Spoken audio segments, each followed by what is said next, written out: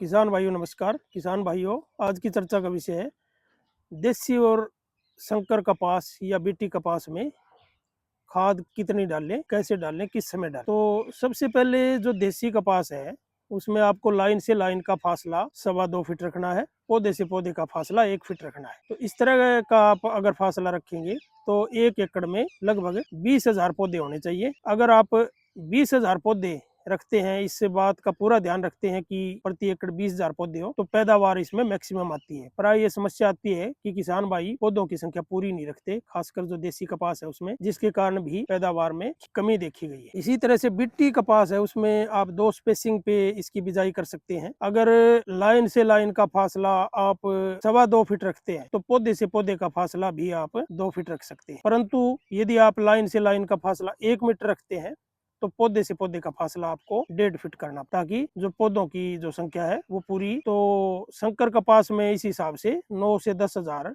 पौधे प्रति एकड़ होते हैं, जिसके कारण ज्यादा से ज्यादा पैदावार ली जा सकती है। किसान भाइयों, जो लाइन की दिशा है वो पूर्व से पश्चिम अगर रखी जाए तो उत्तर से दक्षिण की बजाय उसमें ज्यादा पैदावार आती है। तो कृपया इस बात का भी ध्यान रखें। और खाद की जहां तक बात है तो देसी कपास में 45 किलो यूरिया की जरूरत पड़ती है और 10 किलो जिंक की जरूरत पड़ती है। मोटा मोटा कहें तो 1 बैग यूरिया और 10 किलो जिंक सल्फेट। ये आधी यूरिया आपको बोक्की आने के टाइम देनी है और आधी यूरिया फूल आने के टाइम देनी होती है। तो इस तरह से अगर आप खाद डालेंगे तो ज्यादा से ज्यादा पैदावार ली जा सकती है। जहाँ तक बीटी या संकर कपास का सवाल है तो इसमें खाद, क्योंकि संकर किस्म है, इसमें खाद की मात्रा आपको बढ़ानी पड़ेगी। बीटी कपास में 150 kilo urea, 1 bag DAP, 2 bag gypsum, 40 kilo muriate of potash और 10 किलो जिंक सल्फेट की जरूरत पड़ती है।